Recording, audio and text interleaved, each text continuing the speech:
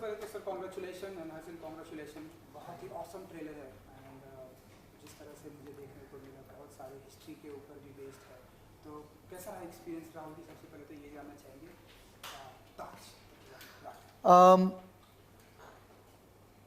ताज में जो मुझे खासियत लगा कि मुग़ल एम्पायर में के बारे में, मुग़ल सल्तनत के बारे में, हमारे जो सारे एम्परर्स हैं उनके आधार पे कितने कहानियाँ, कितने सीरीज़, कितने फिल्म्स हम देख चुके हैं लगभग 70-80 साल से।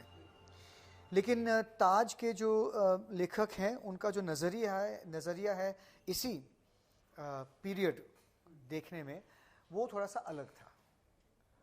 अकबर के बारे में कुछ चीज़ें हैं जो मुझे नहीं पता था।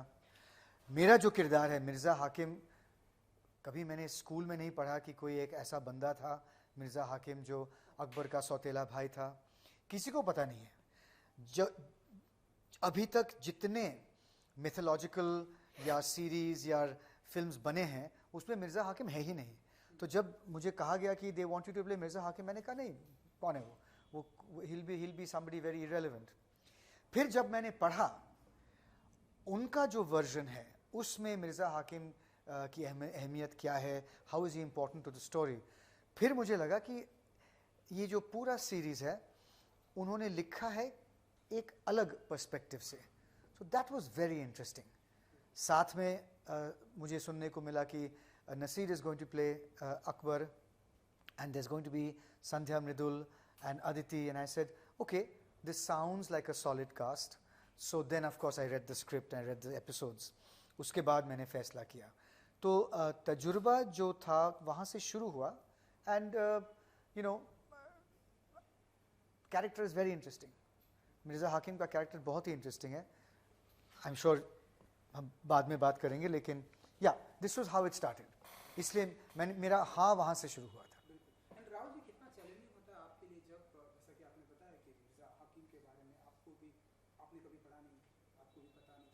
इनके बारे में नॉलेज हुआ एंड कितना वर्कशॉप करना पड़ा आपको एंड कितना डिफिकल्ट था, कितना इजी था राहुल जी को मिर्ज़ा हाकिम में हूबहू अपने आप को प्रेजेंट करना? इजी डिफिकल्ट तब होता है जब आपको एक किरदार के बारे में ये बंदा ऐसा क्यों है उसका जब जवाब मिलता है फिर आपके लिए आसान हो जाता है। फिर जब आपको यकीन होता है कि हाँ यकीनन अगर मैं होता तो मैं भी ऐसा होता, जब आपको ये जवाब मिलता है सारी चीज़ें देखने के बाद, देन इट बिकम्स इजी। किरदार तब मुश्किल होता है जब डायरेक्टर आपको सही जवाब नहीं दे सकता है कि मैं इस सीन में ऐसा क्यों कर रहा हूँ। जब उसका जवाब नहीं मिलता है तो एक्टर बिल्कुल हिल जाता है कि मैं क्या करूँ यहाँ पे। तो किरदार के बारे में भी, वाई इज़ मिर्ज़ा हाकिम इनसिक्योर, जेलस, अग्रेसिव? क्योंकि वो एम्परर बनना चाहता है, क्योंकि अकबर एम्परर है, क्योंकि अकबर वो जानता है इंसान के तौर में उससे बेहतर है। ये सारे जो इनसिक्योरिटीज़ है और जेलसीज हैं वो मिर्ज़ा हाकिम में बस जाता है और उसे सिर्फ चाहिए सत्ता, उसे सिर्फ चाहिए पावर। तो पावर के लिए मिर्ज़ा हाकिम कुछ भी करने के लिए तैयार है। अगर किसी ने मुझे ऐसा समझाया किसी किरदार को तो इजी हो जाता है कि आपको इनसिक्योर होना है, आपको वायलेंट होना है, आपको अग्रेसिव होना है, आपको जेलस होना है। These feelings are very natural. फिर करने में चाहे राहुल बोस इनसिक्योर ना हो या जेलस ना हो या उसका भाई भी ना हो या सत्ता में उसको बिल्कुल इंटरेस्ट ना हो, लेकिन जब उसे ये पता चलता है कि इसलिए ये बंदा ऐसा है, इट बिकम्स वेरी इजी। जी सबसे पहले तो कांग्रेचुलेशन। हम आपकी हिंदी डेब्यू शो कर सकते हैं? वार्म अप मेरा Hindi warm up debut. Picture अभी बाकी है, सीरीज शुरू हुआ है। बिल्कुल। सो एंड मैंने देखा कि पहली ही पिक्चर अभी जैसा कि सर ने बोला कि बाकी है। इतने सारे लेजेंड हैं, राहुल जी हैं, लेजेंड अदिति राव हैं, तो और भी कई सारे लोग हैं। तो जब आपको बताया गया कि इतने सारे लोगों के साथ में काम करना है, सर पहले तो मेरी फट गई थी, मेरी तो फट के हाथ में आ गई थी। Sorry for the crude language but this is the honest truth. क्योंकि जब मुझे पहली बार ताज ऑफर हुआ तब मैंने ज़्यादा सवाल जवाब नहीं किया। मुझे सिर्फ कहा गया कि आपको राहुल बोस का बेटा बनना है, आपको नसीरुद्दीन शाह का भांजा बनना है, और ये बाकी जो सारे दिग्गज है ये लोग हैं आपकी स्टार कास्ट में आपके साथ। तो मैंने सोचा कि हाँ मैं तैयार हूँ, मैं कर लूँगा। पर जब मैं सेट पे गया तो मुझे लगा कि मैं क्या कर रहा हूँ यहाँ पे, तो मैं थोड़ा डर गया था। मैं थोड़ा सहमा हुआ था पहले 2 दिन सेट पे, पर चाहे वो राहुल सर हो या नसीर सर हो, उन्होंने मेरे तरफ इतनी एक काइंडनेस से वो पेश आए और उन्होंने मेरी इतनी सहायता की, मेरी इतनी मदद की कि फिर मुझे लगा कि जिन लोगों को मैं देखते आया हूँ बचपन से, वो तो सारे अब मेरे दोस्त हैं। अब मैं व्हाट्सएप पे राहुल सर को हेलो बोल सकता हूँ, मैं नसीर सर को हाय बोल सकता हूँ टेक्स्ट मैसेज पे। तो वो लेवल ऑफ कंफर्ट हो गया था। और जब वो लेवल ऑफ कंफर्ट एक सीनियर एक्टर और एक न्यू कमर के लिए हो जाता है, स्पेशली मैंने कभी इंडिया में काम नहीं किया, मेरी जो एक्टिंग की ट्रेनिंग है सारी न्यूयॉर्क से है, मैंने पढ़ाई वहाँ से की है, हालांकि मैं यहाँ पे पला बड़ा हूँ, पर कल्चरली ये रोल भी काफ़ी डिफरेंट था मेरे से। मैं साउथ बॉम्बे का रहने वाला एक लड़का हूँ। तो इन सारे चीज़ों के बीच में जब राहुल सर थे, नसीर सर थे, इन सारे लेजेंड्स जैसे आपने कहा, उनके साथ जब काम करने का मौका मिलता है तो आप थोड़े डर जाते हो। पर जब वो इतने अच्छे से और इतने काइंडनेस से और इतने अपने दिल को एकदम मतलब खोल कर और इतने अच्छे से आपके साथ काम करते, आपकी मदद करते, तो I think it's just too easy then. मैं ये कहूँगा, कभी जब मैं 25 साल का था, जब मैंने इंग्लिश ऑगस्ट की, कभी ऐसा नहीं लगा कि किसी एक्टर ने किसी एक्टर को सताया है। कभी किसी ने मुझे सताया नहीं, ना ही अपने को बड़ा समझ के मुझे बुली किया या मेरा मजाक उड़ाया, ऐसा कभी हुआ नहीं। एक्टर दूसरे एक्टर को नहीं, ऐसा नहीं करते हैं, क्योंकि वो सब जानते हैं कि एक दिन मैं इस रास्ते से गुजरा था और कल को पता नहीं मेरा क्या होगा। तो actors treat other actors with a lot of love. अगर उस एक्टर में नेकी है, वो नेक है, वो एक्टर बनना चाहता है, एक्टर वो सिर्फ तलवार नहीं चलाना चाहता है, वो हर 2 सेकंड पे ये नहीं देख रहा है कि उसका प्रोफाइल कैसा दिख रहा है, वो मतलब डूब गया है अपने रोल में। ज़रूर अपने आप देखो, मिरर में अपने आप को देखो, आपका हेयर होना चाहिए, ठीक, मैं ये मानता हूँ, लेकिन ऑब्सेसिवली नहीं।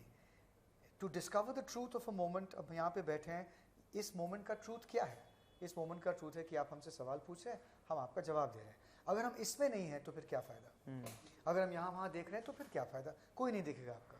तो वो जो ट्रूथ है, हर्षिल मेरे पास आता था कि आज सर ये सीन है, मैं सोच रहा हूँ क्यों ना मैं ऐसा करूँ, क्या ये ज़्यादा होगा? तो मैं कहता था नहीं, ये बिल्कुल सही लग रहा है। और उसके बाद मैंने सोचा कि मैं ऐसा करूँ, ऐसे ये थोड़ा ज़्यादा होगा, मुझे लग रहा है। तो हम डिस्कस करते थे। अब जब एक बंदा आता है अपने कमरे में ये पूछने के लिए कि how can we discover the truth of the scene, ना कौन कहेगा?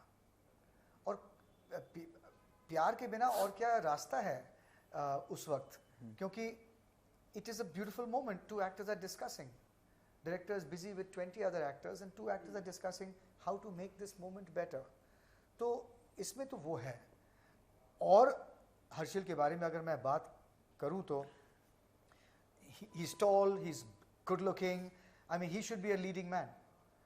लीडिंग मैन में अब चाहे वो मिशन इम्पॉसिबल करे या चाहे वो इंग्लिश ऑगस्ट या जापानीज वाइफ करे, वो चॉइसेस उसके हैं। लेकिन to be a leading man you can be tall and good looking, उसमें टैलेंट है, हुनर है, but you also have to be passionate about acting, passionate about that moment. That is the most important thing and this boy has it definitely. इसलिए मैं कहता हूँ कि ये वार्म अप है। हर्षिल्स real career will start properly after this, and that you should watch out for, because it's too kind, no, it's the truth. नियत सही है, चाह सही है, you know, जो भी preparation के लिए एक बनना है वो सब है उसमें. So now he just has to work hard, that's all. जब ऐसे लाइव कमेंट्स, लाइव तारीफ होती है आपकी, लाइक सर मैं गुड, क्या बोलूं? गुड, टॉल एंड चाहे जिस तरह की भी फिल्में करें, टैलेंट है, तो कैसे आप, what's your reaction? You just have to work Sir, hard. I don't have a reaction, sir. आप मेरी शक्ल देखो सर, मेरे I can't react because he's been so kind to me, and in fact मैं हमेशा उनको ये कहता हूँ कि he's like a mentor to me off the set as well. And जब ऐसे talented actors आपको सहारा देते हैं, आपकी तारीफ करते हैं, तो आपको बस सुनना है, इस मोमेंट में जीना है जैसे सर कह रहे हैं, और उसे एक्सेप्ट करना है और देखना है कि आप कैसे बेहतर कर सकते हो अपने आप को. और I don't let it get to my head, but I do let it get to my heart because I know he is coming from a honest place. तो बस यही है, और मैं थोड़ा शर्माता हूँ. मेहनत तो सबको करना पड़ता है, चाहे आप डॉक्टर हो या सफाई करते हो या रग्बी खेलते हो या एक्टर हो, मेहनत तो सभी को करना पड़ता है. तो इसमें दो राय नहीं है. अगर कोई मेहनत नहीं करेगा तो शायद चंद घंटों के लिए उसकी किस्मत शायद जाग उठे, लेकिन 30 साल के लिए नहीं. You have to work and work and work, no matter how good you are. So that is the only thing that this boy should never forget. Nothing. If something comes easy, work harder. You should. That's the only thing I can only advice I can give you. And Rahul ji, जो जिस तरह का आपका किरदार है मिर्ज़ा हाकिम का, जो जैसा कि आपने ये बताया, हमें ट्रेलर में भी देखने को मिल रहा है कि उसे सिर्फ सत्ता की लालच है. एंड अगर मैं देखूँ तो आज वो हमारे टाइम से अभी तक चला आ रहा है. पॉलिटिकल पार्टीज को मैं देखूँ, जब इलेक्शन आता तो ऐसा लगता है इन्हें ही पार्टीज चाहिए, इन्हें ही जीत विक्ट्री चाहिए. तो मुझे ऐसा लगता है कि वो अभी भी कहीं ना कहीं चला है. तो कैसे देखते हैं आप इन सारी चीज़ों को? एंड देखिए, एक किस्म का एक इंसान है जो यश से फिदा होता है, फेम. एक किस्म का इंसान है जो सत्ते से बिल्कुल उसका लगाव होता है, पावर. और तीसरा इंसान ऐसा होता है जिसको पैसों से बहुत लगाव है. Wealth, power and fame, these are 3 greatest drivers of human ambition. कई में मिक्स होता है, मुझे थोड़े से पैसे, थोड़ा सा फेम, बहुत सा पावर. कई कहते हैं कि मुझे थोड़ा सा पावर लेकिन पैसा बहुत चाहिए. पैसे से जितना पावर मुझे मिलता है उससे मैं खुश हूँ. तो आपको बहुत जल्दी ये सोचना पड़ता है कि आपको इन तीनों में सबसे ज़्यादा आकर्षित कौन सा क्वालिटी करता है. जैसे अगर मुझसे पूछा जाए तो मैं I am interested most in being famous, in having fame, कि लोग मुझे देखकर कहेंगे कि he is a very good actor. ये मुझे चाहिए. मुझे पैसों से नहीं लगाव है, ना ही सत्ते से. तो मिर्ज़ा हाकिम जो है उसे यश या पैसों से कोई लगाव नहीं है. ही ओनली वांट्स पावर. और पावर के लिए अगर कल को कोई कहेगा कि पावर के लिए आपको नाचना है तो वो नाचने लगेगा. अगर कोई कहेगा कि पावर के लिए आपको अपनी बेटी को की कत्ल करना है, वो करेगा. वो पावर के लिए कुछ भी करेगा.